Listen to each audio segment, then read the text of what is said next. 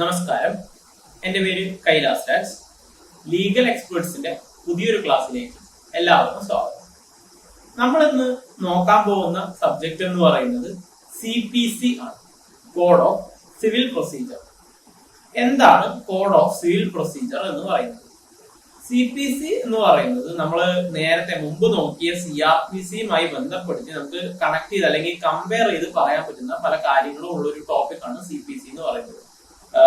അത് മാത്രമല്ല, നമ്മുടെ കേരള ലോ എൻട്രൻസിനെ സംബന്ധിച്ചിടത്തോളം നമ്മൾ CRPC പറഞ്ഞ പോലെ തന്നെ മാക്സിമം 4-5 ക്വസ്റ്റ്യൻസ് ഒക്കെയാണ് ഏറ്റവും മാക്സിമം ആയിട്ട് CPCയുമായി ബന്ധപ്പെട്ടിട്ട് പറഞ്ഞു വരുന്നത്. അപ്പൊ എന്താണ് CPC എന്ന് പറയുന്നത്? Code of civil procedure. നമ്മള് അതായത് ആ വാക്കുകളിലുള്ളത് പോലെ തന്നെ പ്രൊസീജറൽ ആയിട്ടുള്ള ഒരു ലോ ആണ് CPC എന്ന് പറയുന്നത്.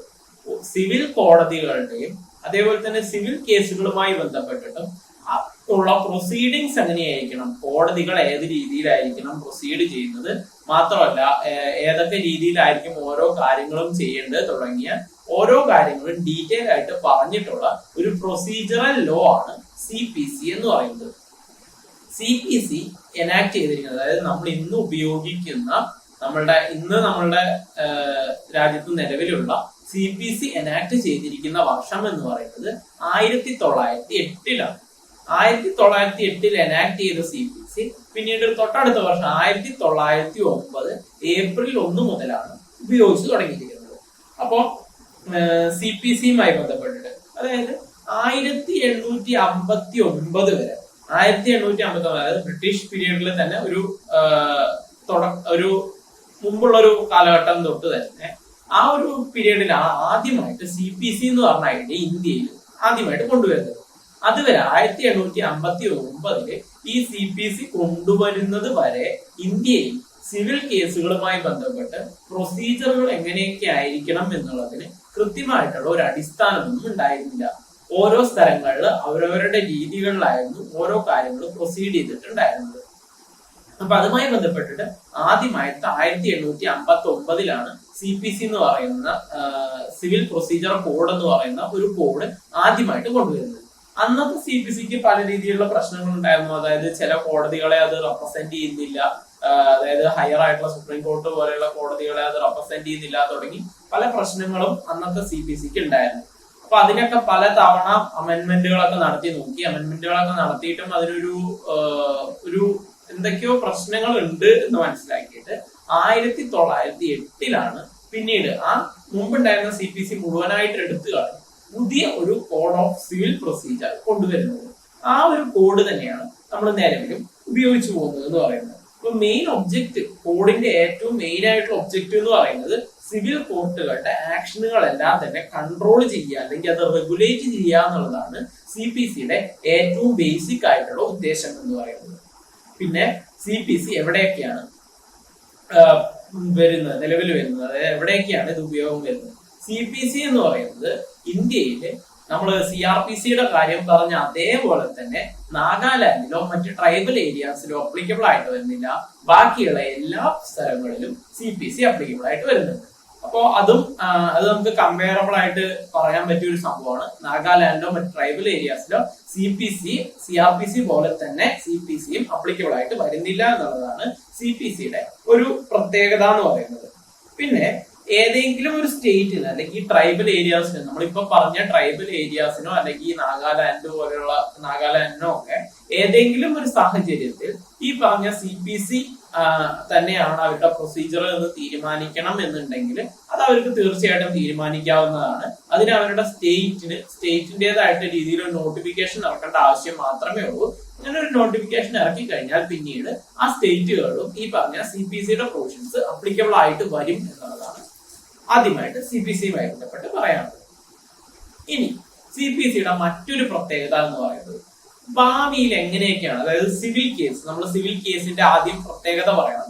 സിവിൽ കേസ് എന്ന് പറയുന്നത് നമ്മൾ ക്രിമിനൽ കേസിന്റെ കാര്യം പറഞ്ഞിട്ട്, ക്രിമിനൽ കേസ് എന്ന് പറഞ്ഞു കഴിഞ്ഞാൽ an offence against A state ആയിട്ടാണ് കണക്കാക്കുന്നത്. ഒരു സ്റ്റേറ്റിനെതിരെ, ഒരു ഗവൺമെന്റിനെതിരെ, ഒരു ഭരണകൂടത്തിനെതിരെ ഉള്ള മീൻസ് ഭരിക്കുന്ന ആളുകൾക്കെതിരെ എന്ന് പറഞ്ഞാൽ ഗവൺമെന്റിനെതിരെയുള്ള ഒരു ഒഫൻസ് ആയിട്ടാണ് അത് കണക്കാക്കിയിട്ടുണ്ടായിരുന്നത് ഒരു ക്രിമിനൽ കേസ് എന്ന് പറയുന്നത്. അതേസമയം സിവിൽ കേസ് എന്ന് പറയുന്നത് രണ്ട് വ്യക്തികൾ തമ്മിലുള്ള കേസായിട്ടാണ് കണക്കാക്കുന്നത്. അപ്പൊ അതുകൊണ്ട് തന്നെ ഈ കേസിലെ രണ്ട് പക്ഷത്തിലുള്ള ആളുകളും വ്യക്തികൾ തന്നെയായിരിക്കും. അതായത് സ്റ്റേറ്റ് ഒരിക്കലും ഒരു കക്ഷിയായിട്ട് വരുന്നില്ല. സ്റ്റേറ്റ് വരുന്നില്ല എന്നാണ് സ്റ്റേറ്റുമായി ബന്ധപ്പെട്ട ഗവൺമെന്റിന്റെ ഏതെങ്കിലും പ്രോപ്പർട്ടി ആയിട്ട് ബന്ധപ്പെട്ട് വരുമ്പോൾ മാത്രമാണ് സ്റ്റേറ്റ് കക്ഷിയായിട്ട് വരുന്നത്. അല്ലാത്ത സാഹചര്യങ്ങളിലെല്ലാം രണ്ട് ഇൻഡിവിജ്വൽ അല്ലെങ്കിൽ ഒരു കൂട്ടം ആളുകൾ അല്ലെങ്കിൽ ഗ്രൂപ്പ് ഓഫ് ആളുകൾ, അങ്ങനെ രണ്ട് ഭാഗത്തും ആളുകൾ തന്നെ ആയിരിക്കും. അങ്ങനെ വരുന്ന ഒരു ടൈപ്പാണ് സിവിൽ കേസിന്റെ പ്രത്യേകത എന്ന് പറയുന്നത്. അങ്ങനെ സിവിൽ കേസുകൾ അപ്പോ ഏതൊക്കെ രീതിയിൽ സിവിൽ കേസുകൾ വരും എന്നുള്ളത് കൃത്യമായിട്ട് ഒരു നിർവചനം കൊടുക്കാനായിട്ടൊന്നും ഏത് കാലത്തും പറ്റില്ല. അതായത് രണ്ടുപേരും തമ്മിൽ എന്തിനൊക്കെയാണ് പ്രശ്നം ഉണ്ടാവുക, അവർ തമ്മിൽ എന്തൊക്കെ കാര്യങ്ങൾ പറഞ്ഞിട്ടാണ് സിവിൽ വിഷയങ്ങളിൽ പ്രശ്നം ഉണ്ടാവുക എന്നുള്ളത് ഒരിക്കലും നമുക്ക് പ്രിഡിക്റ്റ് ചെയ്യാൻ പറ്റില്ല. അത് ഫോർസിബിൾ ആയിട്ടുള്ള ഒരു കാര്യം അല്ല എന്നാണ് ഇതിന്റെ ഫ്രെയിംവർക്സിന്റെ നിലപാട് എന്ന് പറയുന്നത്, CPC ഉണ്ടാക്കിയ ആളുകളുടെ നിലപാട് എന്ന് പറയുന്നത്. ഇപ്പോഴും നമുക്ക് ആലോചിച്ചു കഴിഞ്ഞാൽ പ്രാക്ടിക്കലായിട്ട് ആലോചിക്കുമ്പോൾ ശരിയായിട്ടുള്ള ഒരു കാര്യമാണ്. അങ്ങനെയുള്ള ഒരു സാഹചര്യത്തിൽ ഒരു കേസ് കൃത്യമായിട്ടുള്ള പ്രൊസീജിയർ 100% ആയിട്ട് ഇങ്ങനെ മാത്രമേ ഈ ഒരു രീതിയിൽ കൂടെ മാത്രമേ ഇത് കൊണ്ടുപോകാൻ പാടുള്ളൂ, പ്രൊസീജിയറുകൾ കൊണ്ടുപോകാൻ പാടുള്ളൂ എന്ന് ഒരിക്കലും ഫ്രെയിംവർക്സിന് പറയാൻ പറ്റില്ല. അങ്ങനെ ഉള്ളത് കൊണ്ട് തന്നെ ഫ്യൂച്ചർ ലിറ്റിഗേഷൻസ് എങ്ങനെയാവും എന്ന് കൃത്യമായിട്ട് പറയാൻ പറ്റാത്തത് കൊണ്ട് തന്നെ സിവിൽ കോടതികൾക്ക് ചില ഇൻഹറന്റ് പവേഴ്സ് കൊടുത്തിട്ടുണ്ട്. അതായത് എന്ത് സാഹചര്യമാണോ സാഹചര്യത്തിനനുസരിച്ച് പെരുമാറാനായിട്ടുള്ള ചില ഇൻഹറന്റ് പവേഴ്സ് കൊടുത്തിട്ടുള്ളത് CPCയുടെ ഒരു പ്രത്യേകതയാണ്. അങ്ങനെ പവേഴ്സ് കൊടുക്കുമ്പോൾ ഇവര് ശ്രദ്ധിക്കേണ്ടത് എന്ന് പറഞ്ഞു കഴിഞ്ഞാല് നാച്ചുറൽ ജസ്റ്റിസിന്, ഒരു സ്വാഭാവികമായിട്ടുള്ള ജസ്റ്റിസിനോ അതേപോലെ തന്നെ ഇക്വിറ്റിക്കോ ഒന്നും തന്നെ എതിര് വരാത്ത രീതിയിലായിരിക്കണം ഈ പറഞ്ഞ ഇൻഹറന്റ് ആയിട്ടുള്ള പവേഴ്സ് ഉപയോഗിക്കേണ്ടത് എന്നുള്ളത് മാത്രമാണ്. അതുകൊണ്ട് തന്നെ സിവിൽ കേസുമായി ബന്ധപ്പെട്ടിട്ട് അതിന്റെ ജഡ്ജിമാർക്ക് പല രീതിയിലുള്ള പവേഴ്സും കാര്യങ്ങളൊക്കെ ഇൻഹറന്റ് ആയിട്ടുള്ള പവേഴ്സ് കൃത്യമായിട്ട് എഴുതി വെച്ചിട്ടില്ലാത്ത, അവർക്ക് സാഹചര്യങ്ങൾ നോക്കി തീരുമാനിക്കേണ്ടതായിട്ടുള്ള ചില പവേഴ്സ് ഒക്കെ CPCയുമായി ബന്ധപ്പെട്ടിട്ട് കിട്ടിയിട്ടുണ്ട്. അതേപോലെ തന്നെ ചില സാഹചര്യങ്ങളിൽ, അതായത് നമ്മൾ പറഞ്ഞു CPC 1908 കൊണ്ടുവന്നു എന്നുണ്ടെങ്കിൽ പോലും CPCയിലെ ചില പ്രൊവിഷൻസ്, ചില സാഹചര്യങ്ങളിൽ ഏതെങ്കിലും സ്റ്റേറ്റിന്റേതായിട്ടുള്ള രീതിയിലുള്ള എന്തെങ്കിലും കോഡും പ്രൊസീജിയറുകളും കാര്യങ്ങളും ഒക്കെ ഉണ്ടാകും. അതായത് ആ സ്റ്റേറ്റിന്റെ നിലനിൽപ്പുമായി ബന്ധപ്പെട്ടിട്ട് ആ സ്റ്റേറ്റിലുള്ള അവരുടെ ഭൂപ്രകൃതിയോ അല്ലെങ്കിൽ അവരുടെ സാഹചര്യങ്ങളോ ഒക്കെ അടിസ്ഥാനമായിട്ട് അവർക്ക് അവരുടേതായിട്ടുള്ള രീതിയിൽ സ്റ്റേറ്റുകൾക്ക് അവരുടേതായിട്ടുള്ള ചില പ്രൊസീജിയറുകളും കാര്യങ്ങളും ഒക്കെ ഉണ്ടാവും. ചില പ്രൊസീജിയറുകളും കാര്യങ്ങളൊക്കെ ഫോളോ ചെയ്യേണ്ടതായിട്ടുള്ള ഒരു സാഹചര്യം. അങ്ങനെയുള്ള സാഹചര്യങ്ങളിൽ ഒരു ലോക്കൽ ലോ, ഈ പറഞ്ഞ സ്റ്റേറ്റുകളിൽ അല്ലെങ്കിൽ ചില പ്രത്യേക പ്രദേശങ്ങളിൽ ഒരു ലോക്കൽ ലോ അല്ലെങ്കിൽ ഒരു സ്പെഷ്യൽ ലോ നിലനിൽക്കുന്നുണ്ടാവും. അങ്ങനെ നിലനിൽക്കുകയാണെന്നുണ്ടെങ്കിൽ ഏതെങ്കിലും ഒരു വിഷയവുമായി ബന്ധപ്പെട്ടിട്ട് ഒരു ലോക്കൽ ലോ നിലനിൽക്കുന്നുണ്ട് ഒരു സ്റ്റേറ്റിനകത്ത്, ആ ലോക്കൽ ലോ നമ്മുടെ CPCയുടെ പ്രൊവിഷൻസുമായിട്ട് കോൺട്രാഡിക്ട് ചെയ്യുന്ന രീതിയിൽ, എതിർക്കുന്ന രീതിയിലാണ് നിൽക്കുന്നത് എന്നുണ്ടെങ്കിൽ, അങ്ങനെയാണ് എന്നുണ്ടെങ്കിൽ സ്വാഭാവികമായിട്ടും അവിടെ പ്രിവെയിൽ ചെയ്യുന്നത് ലോക്കൽ ലോ ആയിരിക്കും. ശ്രദ്ധിക്കേണ്ട ഇമ്പോർട്ടന്റ് ആയിട്ടുള്ള കാര്യമാണ്. CPCയുമായിട്ട് കോൺട്രാഡിക്ട് ചെയ്ത് നിൽക്കുന്ന സമയത്ത് ഒരു ലോക്കൽ ലോയും CPCയും കോൺട്രാഡിക്ട് ചെയ്ത് നിൽക്കുകയാണെന്നുണ്ടെങ്കിൽ ലോക്കൽ ലോ ആയിരിക്കും പ്രിവെയിൽ ചെയ്യുക എന്നുള്ളത് CPCയുടെ മറ്റൊരു പ്രധാനപ്പെട്ട പ്രത്യേകതയാണ്. അതേസമയം ഈ ലോക്കൽ ലോ പ്രിവെയിൽ ചെയ്ത് നിൽക്കുമ്പോഴും ഈ ലോക്കൽ ലോയിൽ എന്തെങ്കിലും ഒരു കാര്യവുമായി ബന്ധപ്പെട്ട് കൃത്യമായിട്ടൊരു പ്രൊസീജിയർ അങ്ങനെയായിരിക്കണം എന്ന് പറഞ്ഞിട്ടില്ല. അതായത് ആ ലോക്കൽ ലോയിൽ എന്തെങ്കിലും ഒരു പ്രൊവിഷനുമായി ബന്ധപ്പെട്ട് കൃത്യമായിട്ട് പ്രൊസീജിയർ എങ്ങനെയായിരിക്കണം എന്ന് ലോക്കൽ ലോയിൽ പറഞ്ഞിട്ടില്ല. അത് CPCയിൽ പറഞ്ഞിട്ടുണ്ടെന്നുണ്ടെങ്കിൽ ആ ഒരു വിഷയവുമായി ബന്ധപ്പെട്ട് CPC ആയിരിക്കും പ്രിവെയിൽ. അപ്പൊ അങ്ങനെ ഒരു പ്രിവെയിലിംഗ് ആയിട്ടുള്ള ഒരു അതായത് ഏത് പ്രിവെയിൽ ചെയ്യും എന്നുള്ളതുമായി ബന്ധപ്പെട്ടിട്ട് ഒരു കോൺട്രാഡിക്ഷൻ നിലനിൽക്കുന്ന ഒരു സംഭവം CPCയിൽ ഉള്ളതാണ്. ഇനി CPCയുടെ ഡീറ്റെയിൽസിലേക്ക് കടക്കാം. CPCക്ക് ഏറ്റവും പ്രധാനമായിട്ടും രണ്ട് ഭാഗങ്ങളാണ് ഉള്ളത്. അതായത് the body of the code എന്നറിയപ്പെടുന്ന CPCയുടെ ബോഡി, സെക്ഷനുകളും കാര്യങ്ങളും ഒക്കെ ഉൾപ്പെടുന്ന the body of the code എന്നറിയപ്പെടുന്ന ഒരു ഭാഗവും, രണ്ടാമത്തെ ദ ഷെഡ്യൂൾ എന്നറിയപ്പെടുന്ന രണ്ടാമത്തെ ഭാഗവും. അങ്ങനെ രണ്ട് ഭാഗങ്ങളാണ് CPCക്ക് ഉള്ളത്. അതില് ആദ്യത്തെ കാര്യം ബോഡി എന്ന് പറഞ്ഞു കഴിഞ്ഞാൽ CPCയിൽ എത്ര സെക്ഷനുകളുണ്ട്, എത്ര പാർട്ടുകളുണ്ട്, അതൊക്കെയാണ് ബോഡി എന്നുള്ളതിൽ പറയുന്നത്. CPCക്കകത്ത് 12 പാർട്ടുകളാണ് ഉള്ളത്. 12 പാർട്ടുകളിലായിട്ട് 158 സെക്ഷനുകളാണ് ഈ പറഞ്ഞ CPCയുടെ ബോഡി എന്ന് പറയുന്ന ഇതിനകത്ത് ഉള്ളത്. 12 പാർട്ടും അതേപോലെ തന്നെ 158 സെക്ഷനുകളും. ഈ ബോഡിയിൽ എന്തൊക്കെയാണ് പറഞ്ഞിരിക്കുന്നത്, കോടതിയുടെ പവേഴ്സ് എന്തൊക്കെയാണ് എന്നുള്ളതാണ്. ഓരോ കോടതിക്കും അല്ലെങ്കിൽ സിവിൽ പ്രൊസീഡിങ്സുമായി ബന്ധപ്പെട്ട് നിൽക്കുന്ന ഇൻസ്റ്റിറ്റ്യൂഷൻസ്, ചില സമയങ്ങളിൽ കോടതിയാവാം, ചില സമയങ്ങളിൽ ഏതെങ്കിലും ട്രൈബ്യൂണലോ കാര്യങ്ങളോ ഒക്കെ ആവാം. അങ്ങനെ എങ്ങനെയാണെന്നുണ്ടെങ്കിലും ആ ഇൻസ്റ്റിറ്റ്യൂഷൻസിന്റെ പവേഴ്സ് എന്തൊക്കെയാണ്, അല്ലെങ്കിൽ ഏത് രീതിയിലായിരിക്കണം ഇത് പ്രവർത്തിക്കേണ്ടത് എന്നുള്ള കാര്യങ്ങൾ പറഞ്ഞിരിക്കുന്നതാണ് ബോഡിയിലെ സെക്ഷൻസിനകത്ത് പറഞ്ഞിരിക്കുന്നത്, അതായത് ബോഡി എന്നുള്ളതിനകത്ത് പറഞ്ഞിരിക്കുന്നത്. അതേസമയം ഷെഡ്യൂൾ എന്ന് പറയുന്ന ഭാഗം, ഷെഡ്യൂൾ എന്ന് പറയുന്ന ഭാഗത്ത് ആദ്യമായിട്ട് CPC എനാക്ട് ചെയ്ത സമയത്ത് 5 ഷെഡ്യൂളുകളാണ് CPCക്കകത്ത് ഉണ്ടായിരുന്നത്. 5 ഷെഡ്യൂളുകൾ ഉണ്ടായിരുന്നെങ്കിൽ പോലും പിന്നീട് പല അമെന്റ്മെന്റുകളും കൊണ്ടുവന്ന് 2 തൊട്ട് 5 വരെയുള്ള സെക്ഷനുകൾ, 5 വരെയുള്ള ഷെഡ്യൂളുകൾ റിപ്പീൽ ചെയ്ത് കാണും. നിലവില് CPCക്കകത്ത് ഒറ്റ ഷെഡ്യൂളേ ഉള്ളൂ. ഒറ്റ ഷെഡ്യൂളിനകത്ത് 51 ഓർഡറുകളുണ്ട്. ഓർഡറുകളിൽ പറഞ്ഞിരിക്കുന്നത് റൂൾസ് ആൻഡ് റെഗുലേഷൻസുമായിട്ട് ബന്ധപ്പെട്ടിട്ടുള്ള കാര്യങ്ങളാണ് ഓർഡറിനകത്ത് പറഞ്ഞിരിക്കുന്നത്. അപ്പൊ CPCക്കകത്തെ ഷെഡ്യൂൾ, ഒറ്റ ഷെഡ്യൂളേ ഇപ്പൊ നിലവിലുള്ളൂ. എല്ലാ അമെന്റ്മെന്റുകളും റിപ്പീലുകളൊക്കെ കഴിഞ്ഞ് ഇപ്പൊ നിലവിൽ ഒറ്റ ഷെഡ്യൂളേ ഉള്ളൂ. ആ ഷെഡ്യൂളിനകത്ത് 51 ഓർഡറുകളുണ്ട്. 51 ഓർഡറുകൾ കൂടാതെ 8 അപ്പൻഡിസസ്, അതായത് ഫോർമാറ്റ്, ഏത് രീതിയിലായിരിക്കണം ഒരു കേസിന്റെ പ്ലീഡിങ്, അതായത് CPCയുമായി ബന്ധപ്പെട്ട് വരുന്ന ചില ടേംസ് ആണ്. ഒരു പ്ലീഡിങ് എങ്ങനെയായിരിക്കണം, അല്ലെങ്കിൽ ഒരു ഡിക്രി എങ്ങനെയായിരിക്കണം, അല്ലെങ്കിൽ എക്സിക്യൂഷൻ എങ്ങനെയായിരിക്കും, ഇതൊക്കെ നമ്മള് CPCയുമായി ബന്ധപ്പെട്ട് വരുന്ന ചില ടേംസ് ആണ്. ഇതൊക്കെ നമ്മൾ പിന്നീട് ഡിസ്കസ് ചെയ്യും.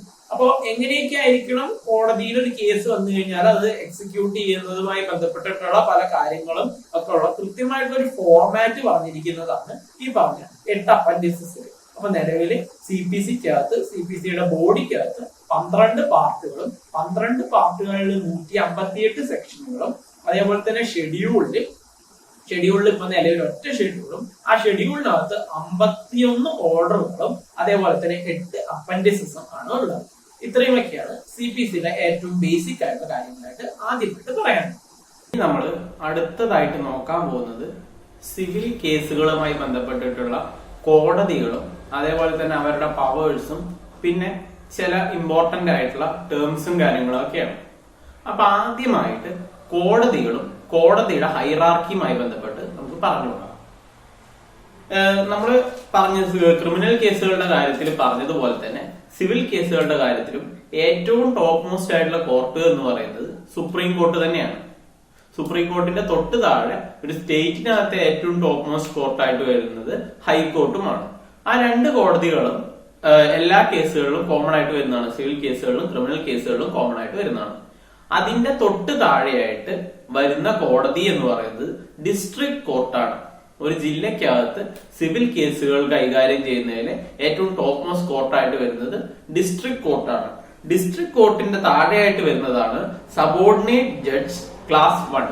സബോർഡിനേറ്റ് ജഡ്ജ് ക്ലാസ് 1 അല്ലെങ്കിൽ സബ് കോർട്ട് എന്ന് പറയുന്ന ഇത് ആണ് ഡിസ്ട്രിക്ട് കോർട്ടിന്റെ തൊട്ട് താഴെയായിട്ട് വരുന്നത്. ഇനി അതിന്റെ താഴെയായിട്ട് വരുന്നതാണ് സബോർഡിനേറ്റ് കോർട്ട് ക്ലാസ് 2 എന്ന് പറയുന്നത്. സബോർഡിനേറ്റ് കോർട്ട് ക്ലാസ് 2 എന്ന് പറയുന്നത്. അതിന്റെ താഴെയായിട്ട് 2 കോടതികൾ കൂടിയാണ് വരുന്നത്. Court of small cases, metropolitan ഏരിയാസിൽ കോർട്ട് ഓഫ് സ്മോൾ കേസസ് എന്നും അല്ലാത്ത ഏരിയാസിൽ മുനിസിപ്പൽ കോർട്ട് എന്നും പറയുന്ന അതാണ് അതിന്റെ താഴെയായിട്ട് വരുന്നത്. അപ്പൊ നിലവില് സിവിൽ കേസുകളിലെ ഹൈറാർക്കി എന്ന് പറയുന്നത് ആദ്യം സുപ്രീം കോർട്ട്, പിന്നെ ഹൈക്കോർട്ട്, അത് രണ്ടിനും കോമൺ ആയിട്ട് വരുന്നതാണെന്ന് പറഞ്ഞു. അതിന്റെ തൊട്ട് താഴെയായിട്ട് ഡിസ്ട്രിക്ട് കോർട്ട്, അതിന്റെ തൊട്ട് താഴെയായിട്ട് subordinate judge class 1, court of subordinate judge class 1ഉം, അതിന്റെ താഴെയായിട്ട് court of subordinate judge class 2ഉം, ഏറ്റവും താഴെയായിട്ട് court of small cases in metropolitan ഏരിയാസും അതേപോലെ തന്നെ municipal court in all other ഏരിയാസും ആണ് വരുന്നത്. ഇതാണ് ഈ പറഞ്ഞ ഹൈറാർക്കി ഓഫ് സിവിൽ കോർട്ട്സ് എന്ന് പറയുന്നത്. ഇനി ജൂറിഡിക്ഷൻ, സിവിൽ കോർട്ടുകളുടെ ജൂറിഡിക്ഷൻ എങ്ങനെയൊക്കെയാണ് വരുന്നത്? 4 ടൈപ്പ് ജൂറിഡിക്ഷൻ ആണ് സിവിൽ കോർട്ടുകൾക്ക് ഉള്ളതായിട്ട് ഏറ്റവും പ്രധാനമായിട്ടും പറയുന്നത്. ആദ്യമായിട്ട് എന്ന് പറയുന്നത് ഒറിജിനൽ ആൻഡ് അപ്പലേറ്റ് ജൂറിഡിക്ഷൻ. എല്ലാ കോടതികൾ മീൻസ് എല്ലാ സിവിൽ കോർട്ടുകളിലോ അല്ലെങ്കിൽ ക്രിമിനൽ കോർട്ടുകളിലോ ഒക്കെ കോമൺ ആയിട്ട് വരുന്ന ടൈപ്പ് ഓഫ് ജൂറിഡിക്ഷൻ ആണ് ഒറിജിനൽ ആൻഡ് അപ്പലേറ്റ് ജൂറിഡിക്ഷൻ എന്ന് പറയുന്നത്. ഒറിജിനൽ ജൂറിഡിക്ഷൻ എന്ന് പറഞ്ഞു കഴിഞ്ഞാല് ഒരു കേസ് ആദ്യമായിട്ട് ഒരു കോടതിയിൽ കൊണ്ടുപോയി കൊടുക്കുന്നതിന് ഒറിജിനൽ ജൂറിഡിക്ഷൻ എന്നും അതിന്റെ അപ്പീലായിട്ട് പോകുന്നതിന് അപ്പലേറ്റ് ജൂറിഡിക്ഷൻ എന്നും പറയും. അതാണ് രണ്ട് ടൈപ്സ് ആയിട്ട്, അല്ല ആദ്യത്തെ ടൈപ്പായിട്ട് പറയുന്നത്, ഒറിജിനൽ ആൻഡ് അപ്പലേറ്റ് ജൂറിഡിക്ഷൻ. അത് ഒറിജിനൽ ജൂറിഡിക്ഷൻ മിക്കവാറും ഒറിജിനൽ ജൂറിഡിക്ഷൻ എല്ലാ കോടതികൾക്കും കാണും. ഓരോ ടൈപ്പ് കേസിനനുസരിച്ച് എല്ലാ കോടതികൾക്കും ഒറിജിനൽ ജൂറിഡിക്ഷൻ കാണും. അതേസമയം ഏറ്റവും ബേസ് ആയിട്ടുള്ള കോടതികൾക്ക് അപ്പലേറ്റ് ജൂറിഡിക്ഷൻ ഇല്ല. ഏറ്റവും താഴെ നിൽക്കുന്ന, ഉദാഹരണത്തിന് മുനിസിപ്പൽ കോർട്ടിനൊന്നും അപ്പലേറ്റ് ജൂറിഡിക്ഷൻ ഇല്ല. അതിന്റെ മുകളിലേക്ക് നിൽക്കുന്ന, ഹൈറാർക്കിയിൽ മുകളിലേക്ക് നിൽക്കുന്ന കോടതികൾക്കാണ് അപ്പലേറ്റ് ജൂറിഡിക്ഷൻ വരുന്നത്. അപ്പൊ ഒറിജിനൽ ആൻഡ് അപ്പലേറ്റ് ജൂറിഡിക്ഷൻ എന്ന് പറയുന്നതാണ് ആദ്യത്തെ ടൈപ്പ് ഓഫ് ജൂറിഡിക്ഷൻ എന്ന് പറയുന്നത്. ഒറിജിനൽ ആൻഡ് അപ്പലേറ്റ് ജൂറിഡിക്ഷൻ കഴിഞ്ഞാല് അടുത്തതായിട്ട് ജൂറിഡിക്ഷന്റെ രണ്ടാമത്തെ തരം ക്ലാസിഫിക്കേഷൻ എന്ന് പറയുന്നത് ടെറിട്ടോറിയൽ ജൂറിഡിക്ഷൻ ആണ്. അതായത് ഓരോ ടെറിട്ടറിക്ക് അനുസരിച്ച്, ഉദാഹരണത്തിന് നമ്മൾ പറഞ്ഞ ഡിസ്ട്രിക്ട് കോർട്ട് എന്ന് പറയുന്നത്, ഒരു ജില്ലക്കകത്തെ ഏറ്റവും വലിയ കോർട്ടാണ് ഡിസ്ട്രിക്ട് കോർട്ട് എന്ന് പറയുന്നത്. അപ്പൊ ഒരു ജില്ലക്കകത്ത് നടക്കുന്ന എല്ലാ ടൈപ്പ് സിവിൽ കേസുകളിലും ആ ഒരു കോടതിക്ക് ജൂറിഡിക്ഷൻ ഉണ്ട്. അതിന്റെ പുറത്ത്, ആ ജില്ലയ്ക്ക് പുറത്ത് നടക്കുന്ന ഒരു കേസിനും ആ കോടതിക്ക് ജൂറിഡിക്ഷൻ ഇല്ല. അങ്ങനെ ടെറിട്ടറിക്ക് അനുസരിച്ചുള്ള ജൂറിഡിക്ഷന്റെ വേർതിരിവിനെ പറയുന്ന പേരാണ് ടെറിട്ടോറിയൽ ജൂറിഡിക്ഷൻ, സ്ഥലത്തിനനുസരിച്ചുള്ള ഇത്. പിന്നെ അടുത്തതായിട്ടുള്ള ടൈപ്പ് ഓഫ് ജൂറിഡിക്ഷൻ എന്ന് പറയുന്നത് പെക്യൂനിയറി ജൂറിഡിക്ഷൻ എന്ന് പറയുന്നതാണ്. പെക്യൂനിയറി ജൂറിഡിക്ഷൻ എന്ന് പറഞ്ഞു കഴിഞ്ഞാല് ആ ഒരു കോടതിക്ക്, അതായത് ഇപ്പൊ സിവിൽ കേസുമായി ബന്ധപ്പെട്ടിട്ട് മിക്കവാറും സമയങ്ങളിൽ നമുക്ക് കിട്ടുന്ന ഒരു ഇതെന്ന് പറയുന്നത് കോമ്പൻസേഷനും കാര്യങ്ങളും ഒക്കെ ആയിരിക്കും. അപ്പൊ അങ്ങനെ കൊടുക്കുമ്പോ അവർക്ക് കൊടുക്കാവുന്ന പരിധി, അവർക്ക് ഒരു അഡ്ജുഡിക്കേഷൻ നൽകാവുന്ന എമൗണ്ടിന്റെ പരിധി, അങ്ങനെ പറയുന്ന ആ പരിധിയുടെ ലിമിറ്റ് വെച്ചിട്ടാണ് പെക്യൂനിയറി ജൂറിഡിക്ഷൻ ഉണ്ടാക്കുന്നത്. ഇപ്പോ ഓരോ കോടതികൾക്കും ഇത്ര രൂപ വരെയുള്ള കേസുകളുമായി ബന്ധപ്പെട്ടിട്ട് അഡ്ജുഡിക്കേഷൻ, ഈ പറഞ്ഞ ജഡ്ജ്മെന്റ് കൊടുക്കാനായിട്ട് പറ്റുള്ളൂ എന്ന് പറയുന്ന ഇതിനെയാണ് പെക്യൂനിയറി ജൂറിഡിക്ഷൻ എന്ന് പറയുന്നത്. പിന്നെ അടുത്തത് എന്ന് പറയുന്നത് ജൂറിഡിക്ഷൻ ഓർ സബ്ജക്ട് മാറ്റർ ആണ്. നാലാമത്തെ, ഏറ്റവും അവസാനത്തെ ആയിട്ട് പറയുന്ന ഒരു ജൂറിഡിക്ഷൻ എന്ന് പറയുന്നത് ജൂറിഡിക്ഷൻ ഓവർ സബ്ജക്ട് മാറ്റർ ആണ്. അതായത് ചില കേസുകൾ ചില കോടതികളിലായിരിക്കും കൊടുക്കുന്നത്. അത് ആ ഒരു വിഷയവുമായി ബന്ധപ്പെട്ട ആയതുകൊണ്ടാണ് ആ കോടതിയിൽ കൊടുക്കുന്നത്. അപ്പൊ അതിനൊരു ഉദാഹരണം പറയുകയാണെന്നുണ്ടെങ്കിൽ ഇൻഡസ്ട്രിയൽ ട്രൈബ്യൂണൽ അല്ലെങ്കിൽ ലേബർ കോർട്ടിലാണ് ഈ പറഞ്ഞ തൊഴിലുമായി ബന്ധപ്പെട്ടിട്ടുണ്ടാവുന്ന എല്ലാ സിവിൽ തർക്കങ്ങളിലും കേസ് കൊടുക്കുന്നത്. അപ്പൊ ലേബർ കോർട്ട് എന്ന് പറയുന്നത് ആ ഒരു സബ്ജക്ട് മാറ്റർ ആയതുകൊണ്ട്, ആ ഒരു, അതായത് തൊഴിലുമായി ബന്ധപ്പെട്ടിട്ടുള്ള ഒരു തർക്കം ആയതുകൊണ്ട് മാത്രമാണ് ലേബർ കോർട്ടിൽ ആ വിഷയവുമായി ബന്ധപ്പെട്ട് കേസ് കൊടുക്കുന്നത്. വേറെ എവിടെയും അതുമായി ബന്ധപ്പെട്ടിട്ടുള്ള കേസ് കൊടുക്കാൻ പറ്റില്ല. ഇപ്പൊ ജൂറിഡിക്ഷൻ ഓഫ് സബ്ജക്ട് മാറ്റർ എന്ന് പറയുന്നത് ആ ഒരു സബ്ജക്ട് മാറ്ററുമായിട്ട് ബന്ധപ്പെട്ടിട്ടുള്ള കേസുകൾ മാത്രം എടുക്കുന്ന തരത്തിലുള്ള കോടതികൾക്ക് മാത്രം വരുന്ന ജൂറിഡിക്ഷനെയാണ് പറഞ്ഞ ജൂറിഡിക്ഷൻ ഓവർ സബ്ജക്ട് മാറ്റർ. ഇപ്പൊ 4 തരത്തിലുള്ള ജൂറിഡിക്ഷൻ ആണ് നിലവിൽ പറഞ്ഞത്. ഒറിജിനൽ ആൻഡ് അപ്പലേറ്റ് ജൂറിഡിക്ഷൻ എന്ന് പറയുന്നത് ആദ്യത്തെ, രണ്ടാമത്തെ ആയിട്ട് ടെറിട്ടോറിയൽ ജൂറിഡിക്ഷൻ, മൂന്നാമത്തെ ആയിട്ട് പെക്യൂനിയറി ജൂറിഡിക്ഷൻ, നാലാമത്തെ ആയിട്ട് ജൂറിഡിക്ഷൻ ഓവർ സബ്ജക്ട് മാറ്റർ. ഇങ്ങനെ 4 തരത്തിലുള്ള ജൂറിഡിക്ഷൻ ആണ് നിലവിൽ സിവിൽ കോടതികൾക്ക് ഉള്ളത്. ഇനി അടുത്തതായിട്ട് നമ്മൾ ഇതുമായി ബന്ധപ്പെട്ടിട്ട് നമുക്ക് കേൾക്കാൻ സാധ്യതയുള്ള ചില ഇമ്പോർട്ടന്റ് ആയിട്ടുള്ള ടേംസ് ആണ് പറയാൻ പോകുന്നത്. ഏറ്റവും ആദ്യമായിട്ട് നമ്മൾ പറയാൻ പോകുന്ന ടേം എന്ന് പറയുന്നത് പ്ലെയിന്റ് ആണ്. പ്ലെയിന്റ് എന്ന് പറയുന്നത് നമ്മളൊരു പരാതി, കംപ്ലൈന്റ് എന്ന് പറയില്ലേ, കംപ്ലൈന്റിന്റെ അവസാനത്തെ പ്ലെയിന്റ്, അതായത് പരാതി തന്നെയാണ് പ്ലെയിന്റ് എന്നുള്ളത് കൊണ്ട് ഉദ്ദേശിക്കുന്നത്. ഒരു വിഷയവുമായി ബന്ധപ്പെട്ടിട്ട് ഏതെങ്കിലും ഒരു സിവിൽ വിഷയവുമായി ബന്ധപ്പെട്ട് ഏതെങ്കിലും ഒരു വ്യക്തി മറ്റൊരു വ്യക്തിക്കെതിരെ കൊടുക്കുന്ന ആ ഒരു പരാതിക്ക് പറയുന്ന പേരാണ് പ്ലെയിന്റ് എന്ന് പറയുന്നത്. ആ പ്ലെയിന്റ് കൊടുക്കുന്ന വ്യക്തിയെ, ആ പ്ലെയിന്റ് കൊടുക്കുന്നത് ഏത് വ്യക്തിയാണോ ആ വ്യക്തിയെ പ്ലെയിന്റിഫ് എന്നും വിളിക്കും. പ്ലെയിന്റിഫ് എന്ന്, അപ്പൊ സ്വാഭാവികമായിട്ടും ഒരു സിവിൽ കേസിലെ പരാതിക്കാരനാണ് പ്ലെയിന്റിഫ് എന്ന് പറയുന്നത്. പിന്നെ പ്ലെയിന്റിഫ് ആർക്കെതിരെയാണോ, നമ്മൾ സിവിൽ കേസുകൾ പറഞ്ഞു, സിവിൽ കേസുകൾ എന്ന് പറയുന്നത് 2 വ്യക്തികൾ തമ്മിലോ അല്ലെങ്കിൽ ഇൻഡിവിജ്വൽസ് അല്ലെങ്കിൽ ഗ്രൂപ്പ് ഓഫ് ഇൻഡിവിജ്വൽസ് തമ്മിലോ ഒക്കെയാണ് കേസുകൾ നടക്കുക എന്ന് പറഞ്ഞു. അപ്പൊ ആർക്കെതിരെയാണോ പരാതി കൊടുക്കുന്നത് അയാളെയാണ് ഡിഫെൻഡന്റ് എന്ന് വിളിക്കുന്നത്. അപ്പൊ നമ്മൾ പറയുന്ന ഇമ്പോർട്ടന്റ് ആയിട്ടുള്ള വേർഡ്സ് ആണ് പ്ലെയിന്റിഫ്, ഡിഫെൻഡന്റ്. ഈ 3 വാക്കുകൾ ശ്രദ്ധിക്കണം. പിന്നെ ഇതുമായിട്ട് ബന്ധപ്പെട്ടിട്ട് നമുക്ക് കേൾക്കാൻ സാധ്യതയുള്ള ഒരു ഇമ്പോർട്ടന്റ് ആയിട്ടുള്ള വാക്കും കൂടെ പറയാം, ഡിക്രി എന്ന് പറയുന്നത്. ഡിക്രി എന്ന് പറയുന്നത് എന്താന്ന് പറഞ്ഞു കഴിഞ്ഞാൽ ഒരു ഫോർമൽ, അതായത് ഒരു അഡ്ജുഡിക്കേഷൻ ഉണ്ടായിരിക്കണം, ഒരു ലീഗൽ ആയിട്ടുള്ള കാര്യങ്ങളൊക്കെ നോക്കിയ ശേഷം അതുമായിട്ട് ബന്ധപ്പെട്ടിട്ട് കോടതിയുടെ ഭാഗത്ത് നിന്ന് പറയുന്ന ഒരു അഡ്ജുഡിക്കേഷൻ ഉണ്ടാവുന്ന ഒരു കാര്യത്തിനെയാണ് ഡിക്രി എന്ന് പറയുന്നത്. ഡിക്രി എന്ന് പറയുന്നത് ഇവിടെ പറഞ്ഞു പോയത് എന്താന്ന് പറഞ്ഞു കഴിഞ്ഞാൽ നമ്മൾ ഇനി പിന്നീട് പലതവണ ഡിക്രി എന്താണെന്ന് ഇവിടെ എടുത്തു ചോദിക്കില്ല. പക്ഷെ നമുക്ക് ഈ കാര്യങ്ങൾ പറയുമ്പോൾ പലതവണ ഡിക്രി എന്ന വാക്ക് യൂസ് ചെയ്യേണ്ടി വരും. അതുകൊണ്ടാണ് പറഞ്ഞു പോയത്. ഡിക്രി പോലെ തന്നെ ഇമ്പോർട്ടന്റ് ആയിട്ടുള്ള ഒരു വാക്കാണ് ജഡ്ജ്മെന്റ് എന്ന് പറയുന്നത്. ജഡ്ജ്മെന്റ് എന്ന് പറഞ്ഞു കഴിഞ്ഞാൽ ഒരു കാര്യം, അതായത് എന്തൊക്കെ കാര്യങ്ങൾ കണക്കാക്കിയിട്ടാണ് നമ്മൾ ഇങ്ങനെ ഒരു തീരുമാനത്തിലേക്ക് എത്തിയത്. ഉദാഹരണത്തിന് ഒരു ജഡ്ജ്മെന്റ് എന്ന് പറയുമ്പോൾ ഒരു കേസുമായി ബന്ധപ്പെട്ടിട്ടുള്ള സർക്കംസ്റ്റാൻസസ് എന്തൊക്കെയാണ്, ഇന്ന സർക്കംസ്റ്റാൻസസ് വന്നപ്പോൾ നിങ്ങൾ ഏതൊക്കെ ലീഗൽ പ്രിൻസിപ്പിൾസ് ആണ് ഫോളോ ചെയ്തത്, ആ ലീഗൽ പ്രിൻസിപ്പിൾസ് ഫോളോ ചെയ്തുകൊണ്ടാണ് നമ്മൾ ഇങ്ങനെ ഒരു തീരുമാനത്തിലേക്ക് എത്തിയത് തുടങ്ങിയ എല്ലാ ഡീറ്റെയിലിംഗും അടങ്ങിയിട്ടുള്ള ഒരു കാര്യത്തിനെയാണ് ജഡ്ജ്മെന്റ് എന്ന് പറയുക. ഈ രണ്ട് വാക്കുകൾ നമുക്ക് കണ്ടിന്യൂസ് ആയിട്ട് യൂസ് ചെയ്യേണ്ടി വരും. അതുകൊണ്ടാണ് പറഞ്ഞു പോയത്, അല്ലാതെ ഇത് എടുത്ത് എവിടെയും ചോദിക്കുന്നതായിട്ടൊന്നും കണ്ടിട്ടില്ല. അപ്പൊ ഇത്രയും വാക്കുകൾ നമ്മൾ നിലവിൽ പറഞ്ഞു. ഇനി CPC-യുമായി ബന്ധപ്പെട്ടിട്ടുള്ള ചില ഇമ്പോർട്ടന്റ് ആയിട്ടുള്ള പ്രിൻസിപ്പിൾസ് പറഞ്ഞു പോവാം. ആദ്യമായിട്ട് നമ്മൾ പറയാൻ പോകുന്ന സാധനം എന്ന് പറയുന്നത് റസ് സബ് ജുഡൈസ് എന്നുള്ളതാണ്. റസ് സബ് ജുഡൈസ് സെക്ഷൻ 10 ഓഫ് ദ CPC-ക്ക് അകത്താണ് റസ് സബ് ജുഡൈസ് എന്താണ് എന്ന് പറയുന്നത്. അതായത് റസ് സബ് ജുഡൈസ് എന്ന് പറഞ്ഞു കഴിഞ്ഞാൽ അതിന്റെ അർത്ഥം എന്ന് പറയുന്നത് മാറ്റർ പെൻഡിങ് ജുഡീഷ്യൽ എൻക്വയറി. അതായത് അതിന്റെ പ്രിൻസിപ്പിൾ എന്താന്ന് വെച്ച് കഴിഞ്ഞാൽ രണ്ടുപേര് തമ്മിലാണ് സിവിൽ കേസ് ഉണ്ടാവുന്നത്.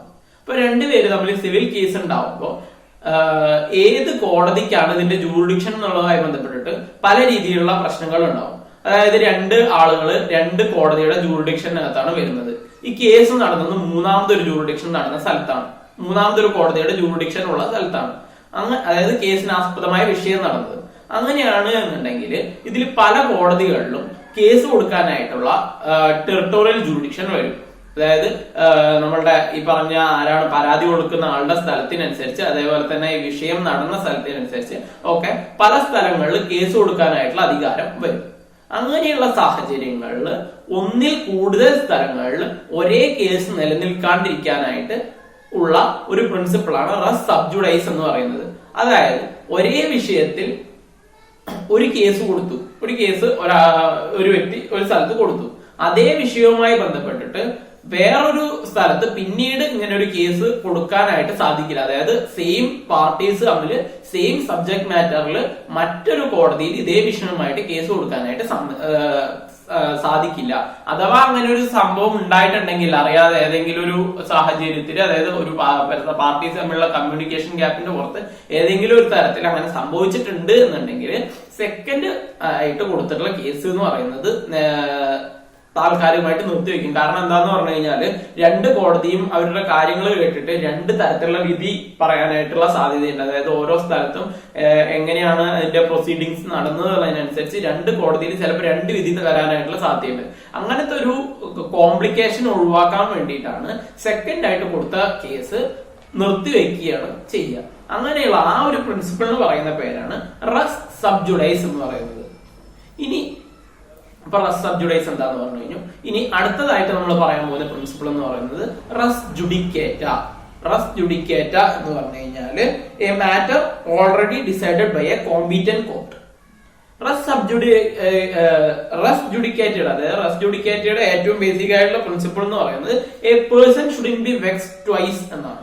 അതായത് ഒരു വ്യക്തിയെ ഒന്നിൽ കൂടുതൽ തവണ ഒരേ വിഷയത്തിന്റെ പുറത്ത് കേസുകൾ വരരുത് എന്നുള്ള ഒരു പ്രിൻസിപ്പിളാണ്.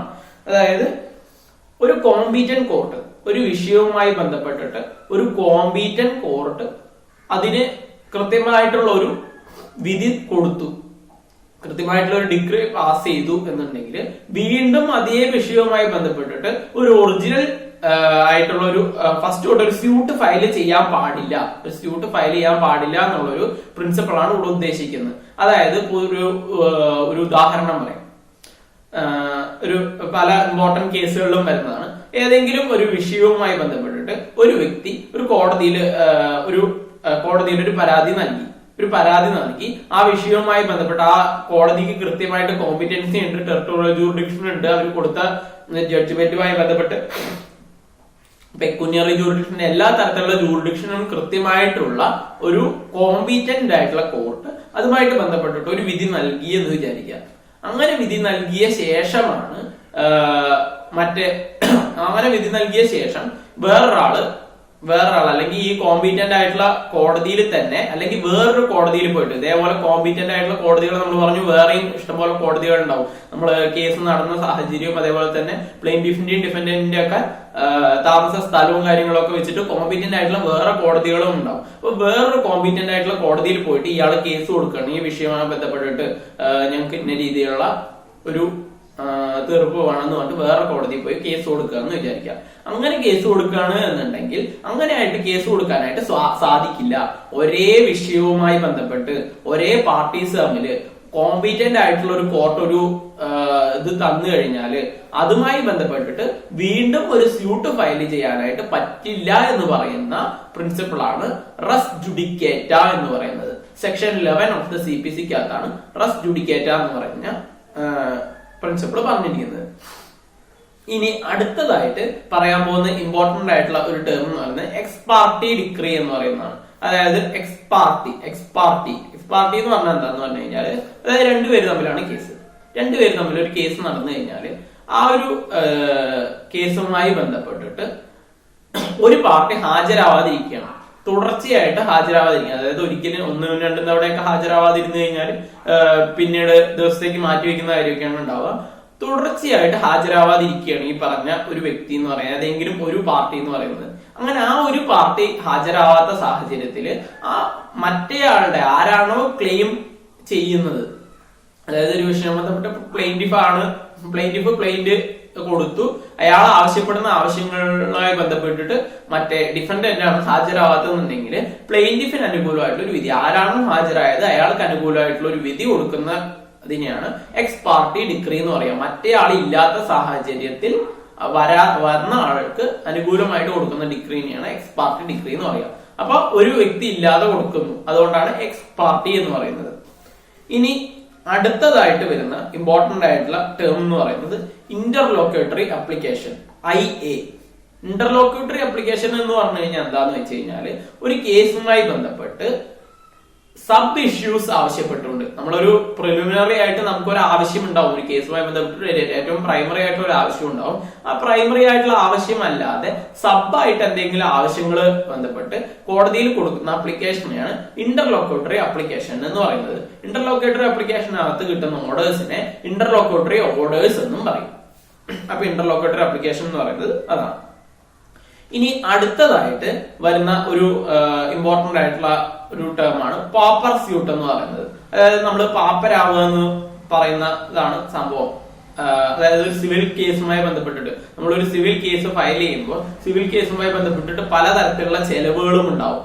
ആ കേസിന്റെ പ്ലീഡിങ് നടത്താനും അതേപോലെ തന്നെ മറ്റു കാര്യങ്ങളൊക്കെ ബന്ധപ്പെട്ടിട്ട് കോടതി ചെലവുകൾ, നമ്മൾ വക്കീലിന് ഫീസ് കൊടുക്കുന്ന അങ്ങനത്തെ കാര്യങ്ങളെല്ലാം നമ്മൾ ഉദ്ദേശിക്കുന്നത് കോടതി ചെലവുകൾ പലതുണ്ടാവും. അങ്ങനെ ഉണ്ടാവുന്ന സാഹചര്യത്തില് കോടതി ചെലവുകൾ നമുക്ക് എടുക്കാനായിട്ടുള്ള ഒരു സാഹചര്യത്തിലല്ല നമ്മൾ നിൽക്കുന്നത്, നമുക്ക് ഫിനാൻഷ്യലി അങ്ങനെ ഒരു സാഹചര്യം ഇല്ല എന്ന് പറഞ്ഞുകൊണ്ട് നമ്മൾ ഫയൽ ചെയ്യുന്ന ഒരു സ്യൂട്ടാണ് പോപ്പർ സ്യൂട്ട് എന്ന് പറയുന്നത്.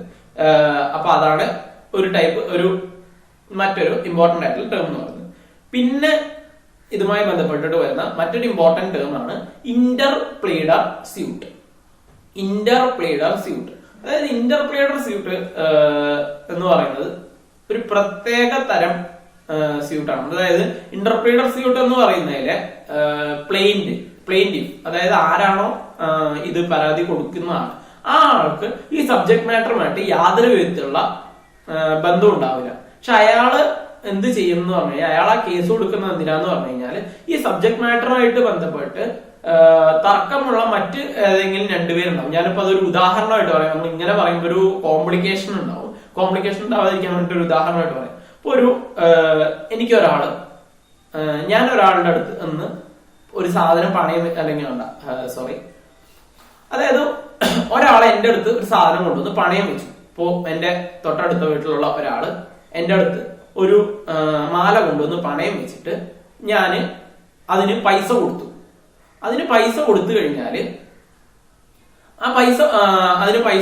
പൈസ കൊടുത്തതിന് ശേഷം ആ ആള് മരിച്ചു പോവാണ്. അല്ലെങ്കിൽ ആ ആള് മരിച്ചു പോവാണെന്ന് വിചാരിക്കാം. ആ ആള് മരിച്ചു പോകുന്നതിന് തൊട്ടു മുന്നായിട്ട് ഇയാളുടെ പൈസ തന്നു തീർത്തിട്ടുണ്ട്. പൈസ തന്നു തീർത്തതിന് ശേഷമാണ് ഇയാള് മരിച്ചു പോയത്. അപ്പൊ ഇയാൾക്ക് 2 മക്കളുണ്ട്. എന്റെ പൈസ തന്നു തീർന്നു, എനിക്ക് പൈസയൊന്നും ഇതാകണില്ല, പക്ഷെ ഞാൻ ആ മാല കൊടുത്തിട്ടില്ല, ആ മാല തിരിച്ചു കൊടുക്കുന്നുള്ളൂ. അപ്പോഴേക്കാണ് ഇയാൾ മരിച്ചുപോയത്. ഇയാള് മരിച്ചു പോയപ്പോ ഇയാളുടെ 2 മക്കളുണ്ട്. ഇയാളുടെ 2 മക്കളുണ്ടെങ്കിൽ 2 പേർക്കും ഈ പറഞ്ഞ മാലയുമായി ബന്ധപ്പെട്ടിട്ട് ഈക്വൽ ആയിട്ടുള്ള റൈറ്റ് ആയിരിക്കും ഉണ്ടാവുന്നത്. എനിക്ക് ആ മാല ഇനി വേണമെന്ന് യാതൊരു വിധത്തിലുള്ള നിർബന്ധവും. ആ സാധനം എന്റെ കയ്യിൽ വെക്കണം, അല്ലെങ്കിൽ ആ മാലയുമായി ബന്ധപ്പെട്ടിട്ട് എനിക്ക് യാതൊരു വിധത്തിലുള്ള ഇൻട്രസ്റ്റും ഇല്ല. ഈ 2 പേർക്കും ഈ വിഷയവുമായി ബന്ധപ്പെട്ട് ഇൻട്രസ്റ്റ് ഉണ്ട്. പക്ഷെ എനിക്ക് തോന്നുകയാണ് ഇവര് തമ്മിൽ ഭയങ്കര തർക്കമാണ്. ഈ 2 മക്കളും തമ്മിൽ ഭയങ്കര തർക്കമാണ്. ഞാൻ ആദ്യത്തെ ആൾക്ക് കൊടുത്തു കഴിഞ്ഞാൽ രണ്ടാമത്തെ ആള് ഇത് ക്ലെയിം ചെയ്ത് എന്റെ പേരിൽ കേസ് കൊടുക്കും. രണ്ടാമത്തെ ആൾക്ക് കൊടുത്തു കഴിഞ്ഞാൽ ആദ്യത്തെ ആള് ഈ വിഷയവുമായി ബന്ധപ്പെട്ട് എനിക്ക് കേസ് കൊടുക്കും. അപ്പൊ എനിക്ക് അങ്ങനെ, അതായത് ഇത് പിന്നീട് ഒരു തർക്കത്തിലേക്ക് പോകുന്നതിന് താല്പര്യമില്ല എന്ന് പറഞ്ഞുകൊണ്ട് താല്പര്യമില്ല. അതുകൊണ്ട് തന്നെ അങ്ങനെയുള്ള ഒരു സാഹചര്യത്തിൽ ഞാൻ ഫയൽ ചെയ്യുന്ന ഒരു കേസാണ് ഇന്റർപ്ലീഡർ സ്യൂട്ട് എന്ന് പറയുന്നത്. അപ്പൊ ഞാൻ ഈ കേസ് ഫയൽ ചെയ്യുന്നത് ഇത് ഞാൻ കൊടുക്കാൻ തയ്യാറാണ്, എനിക്ക് ഈ വിഷയവുമായി ബന്ധപ്പെട്ട് യാതൊരു വിധത്തിലുള്ള ഇൻട്രസ്റ്റും ഇല്ല, ഈ 2 ആളുകൾക്കാണ് ഇൻട്രസ്റ്റ്, അപ്പൊ ആർക്കാണ് ഏത് രീതിയിലാണ് കൊടുക്കേണ്ടത് എന്നുള്ളത് കോടതി തീരുമാനിക്കണം എന്ന് പറഞ്ഞിട്ട് കോടതിയിൽ കൊണ്ടുപോയി കൊടുക്കുന്ന ഒരു സ്യൂട്ടാണ് ഇന്റർപ്ലീഡർ സ്യൂട്ട് എന്ന് പറയുന്നത്. അപ്പൊ ഇന്റർപ്ലീഡർ സ്യൂട്ടിനകത്ത് ആ തീരുമാനം നമ്മൾ കേസ് കൊടുത്തു കഴിഞ്ഞാൽ വേണമെങ്കിൽ എന്റെ ഒരു ഞാൻ അവിടെ വേണമെന്നില്ല എന്നുള്ള സാഹചര്യമാണെന്നുണ്ടെങ്കിൽ എന്നെ കോടതിക്ക് ആ സാധനം അവിടെ കോടതി അക്സെപ്റ്റ് ചെയ്ത ശേഷം എന്നെ ഈ കേസിൽ നിന്ന് ഒഴിവാക്കി തരാവുന്നതാണ്. പിന്നെ അവർ 2 പേര് മാത്രമായിരിക്കും പാർട്ടീസ്. അങ്ങനെയുള്ള സാഹചര്യമാക്കാം. മാത്രമല്ല ഈ ഒരു സാധനം കീപ്പ് ചെയ്യുന്നതുമായി ബന്ധപ്പെട്ടിട്ട് എനിക്ക് എന്തെങ്കിലും എക്സ്പെൻസുകൾ ഇനിയിപ്പോ ഞാൻ തന്നെ വേണം, ഞാൻ ഈ വിഷയം ബന്ധപ്പെട്ടിട്ട് എന്തെങ്കിലും പ്രൊസസ് കോടതിക്ക് ആവശ്യമാണെന്ന് തോന്നുന്ന സാഹചര്യത്തിൽ ഈ സാധനം ഞാൻ തന്നെ കീപ്പ് ചെയ്യുകയാണെന്നുണ്ടെങ്കിൽ ഇതുമായി ബന്ധപ്പെട്ട് എന്തെങ്കിലും ചെലവുകളൊക്കെ ഉണ്ട് എന്നുണ്ടെങ്കിൽ, ഇപ്പൊ മാല എന്ന് പറയുന്ന വിഷയത്തിൽ പ്രത്യേകിച്ച് ചെലവുകളൊന്നും ഇല്ല, നമ്മൾ കയ്യിൽ കീപ്പ് ചെയ്യുന്നതുമായി ബന്ധപ്പെട്ട് എന്തെങ്കിലും ചെലവുകളുള്ള സാധനം ആണ് എന്നുണ്ടെങ്കിൽ അതിന്റെ ചെലവുകൾ ഈ പറഞ്ഞ ആർക്കാണോ ഇതുമായി ബന്ധപ്പെട്ടിട്ട് ഈ സാധനം കിട്ടാനായിട്ടുള്ള ഒരു വിധി വരുന്നത് അയാൾ അതിന്റെ എക്സ്പെൻസ് ഇൻകർ ചെയ്യും.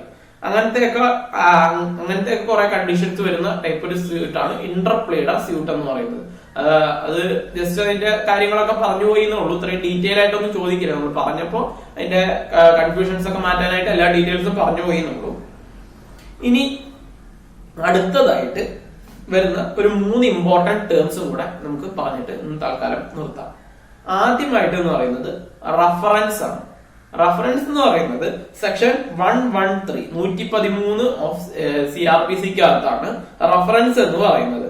അതായത് റഫറൻസ് എന്ന് പറഞ്ഞു കഴിഞ്ഞാൽ ഏതെങ്കിലും ഒരു കേസുമായി ബന്ധപ്പെട്ട്, ഒരു സിവിൽ കേസുമായി ബന്ധപ്പെട്ടിട്ട് ലോവർ കോർട്ടിന് ക്വസ്റ്റ്യൻ ഓഫ് ലോയുമായി ബന്ധപ്പെട്ടിട്ട് എന്തെങ്കിലും ഒരു ഡൗട്ട് ഉണ്ടാവുകയാണ് എന്നുണ്ടെങ്കിൽ, അങ്ങനെ ഡൗട്ട് ഉണ്ടാവുന്ന സാഹചര്യത്തിൽ ഈ കേസ് ഒരു ഹയർ ആയിട്ടുള്ള കോർട്ടിന് മാറ്റി കൊടുക്കുന്ന ആ ഒരു രീതിക്ക് പറയുന്ന പേരാണ് റഫറൻസ് എന്നുള്ളത്. അതായത് ലോവർ കോർട്ടിന് ക്വസ്റ്റ്യൻ ഓഫ് ലോയിൽ ഒരു സംശയമുണ്ട്, അതുകൊണ്ട് തന്നെ ഞങ്ങൾ ലോവർ കോർട്ട് തീർത്ത് കഴിഞ്ഞാൽ ചിലപ്പോ അവരുടെ ജൂറിഡിക്ഷനുമായി ബന്ധപ്പെട്ടായിരിക്കും, അല്ലെങ്കിൽ ക്വസ്റ്റ്യൻ ഓഫ് ലോയുമായി ബന്ധപ്പെട്ടിട്ട് ഇഷ്യൂസുമായി ബന്ധപ്പെട്ടിട്ട് എന്തെങ്കിലുമൊക്കെ ആയിരിക്കും. അങ്ങനെയുള്ള സാഹചര്യത്തിൽ ലോവർ കോർട്ട് ഇതിൽ എടുത്തു കഴിഞ്ഞാൽ ചിലപ്പോൾ തീരുമാനം തെറ്റിപ്പോകും എന്നുള്ള ഒരു സാഹചര്യത്തിലോ, അല്ലെങ്കിൽ സംശയമുണ്ട് എന്നുള്ള ഒരു സാഹചര്യത്തിലോ ഹയർ കോർട്ടിന് ഈ കേസുമായി ബന്ധപ്പെട്ടിട്ട് ഒരു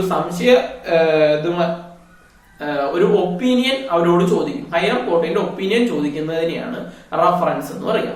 റഫറൻസ് എന്ന് പറയുന്നത് നമ്മൾ പറഞ്ഞു സെക്ഷൻ 113 ഓഫ് ദ CPC-യിലാണ് പറഞ്ഞിരിക്കുന്നത്. പിന്നെ റഫറൻസ് കഴിഞ്ഞ അടുത്തതായിട്ടുള്ള ഇമ്പോർട്ടന്റ് ടേം എന്ന് പറയുന്നത് റിവ്യൂ ആണ്.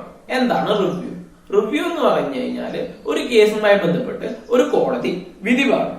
അങ്ങനെ വിധി പറഞ്ഞ ശേഷം അതേ കോടതി തന്നെ ആ വിഷയവുമായി ബന്ധപ്പെട്ടിട്ട്, മീൻസ് അതേ കോടതി എന്ന് പറഞ്ഞു കഴിഞ്ഞാൽ അതേ കോടതി അതേ ജഡ്ജസ് തന്നെ ആ വിഷയവുമായി ബന്ധപ്പെട്ടിട്ട് വീണ്ടും ആ സാധനം കേൾക്കുകയാണ്. ഇപ്പൊ നമ്മൾ ഉദാഹരണത്തിന് നമ്മളുടെ ശബരിമല വിധിയുമായി ബന്ധപ്പെട്ടിട്ട് ഒരു പെറ്റീഷൻ ഉണ്ടായത്. ശബരിമല വിധിയുമായി ബന്ധപ്പെട്ട് ആദ്യം ഒരു വിധി വന്നു. ആ വിധിയുമായി ബന്ധപ്പെട്ടിട്ട് അതേ കോടതി തന്നെ വീണ്ടും ആ കേസ് കേൾക്കുന്ന ഒരു സാഹചര്യം ഉണ്ടായി. അങ്ങനെ വീണ്ടും കേൾക്കുന്ന അതേ കോടതി തന്നെ വീണ്ടും ആ വിഷയവുമായി ബന്ധപ്പെട്ട് കേസ് കേൾക്കുന്ന സാഹചര്യത്തിനാണ് റിവ്യൂ എന്ന് പറയുന്നത്. റിവ്യൂ എന്ന് പറയുന്നത് കോടതിക്ക് സ്വമോട്ടോ ആയിട്ട് എടുക്കാൻ പറ്റില്ല. അതായത് ഞങ്ങൾക്ക് തന്നെ തെറ്റുപറ്റി എന്ന് പറഞ്ഞിട്ട് ആ കോടതിക്ക് തന്നെ സ്വമോട്ടോ ആയിട്ട് റിവ്യൂ എടുക്കാൻ പറ്റില്ല. ആരെങ്കിലും റിവ്യൂക്ക് വേണ്ടിയിട്ട് ഒരു പെറ്റീഷൻ ഫയൽ ചെയ്യുമ്പോഴാണ് ആ കോടതി തന്നെ ആ വിഷയവുമായി ബന്ധപ്പെട്ട് വീണ്ടും കാര്യങ്ങൾ കേൾക്കുന്നത്. അങ്ങനെ റിവ്യൂ കേൾക്കാനായിട്ട് എന്തെങ്കിലും ലീഗൽ ആയിട്ടുള്ള തെറ്റുകൾ ഉണ്ടായി എന്ന് തോന്നുന്ന സാഹചര്യത്തിൽ മാത്രമാണ് റിവ്യൂ കേൾക്കുക. അതിന്റെ ഡീറ്റെയിലേക്ക് ഒന്നും കടക്കുന്നില്ല. അപ്പൊ നിലവിൽ അതാണ് റിവ്യൂ എന്ന് പറയുന്നത്. പിന്നെ മൂന്നാമത്തെ ടേം എന്ന് പറയുന്നത് റഫറൻസ് ആണ്. റഫറൻസ് എന്ന് പറയുന്നത് ഒരു ഹയർ കോർട്ടാണ് ചെയ്യുക.